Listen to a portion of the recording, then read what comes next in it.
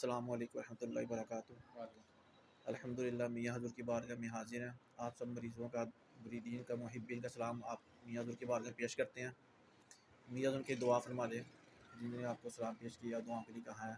اللہم صلی علی محمد وعلی آل محمد وعلی آل محمد۔ یا الہ العالمین، یا رب العالمین، یا ارحم الراحمین، جن احباب نے جن دعاؤں کے لیے کہا ہے، یا الہ العالمین اپنے بارگاہ میں ان کو قبول فرما، ان کی حاجتوں کو رفع فرما۔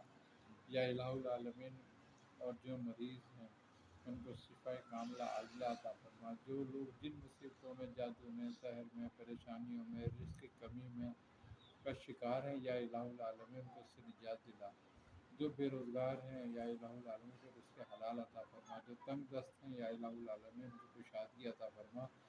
جن لوگوں نے جن دعاؤں کے لیے کہا ہے اپنی بارگاہ میں ان کو قبول فرما۔ یا الہ العالمین کی حاجتوں کو رفع فرما۔ اپنے حبیب صلی اللہ علیہ وسلم کے صدقہ طفیل میں ہماری دعاؤں کو اپنی بارگاہ میں قبول فرما، آمین اور ہمیں دین اور سنت پر استقامت عطا فرما۔ صلی اللہ تعالیٰ علیہ وسلم۔ اہل بیت سے محبت کے لیے کوئی جی بتا دیں۔ بالکل، اللہ تبارک و تعالیٰ ہمیں اہل غیب بیت کی دنیا اور آخرت میں غلامی نصیب فرمائے، اور ہمیں ان کی محبت دنیا میں بھی عطا فرمائے اور آخرت میں ان کی محبت میں ہمیں اٹھائے۔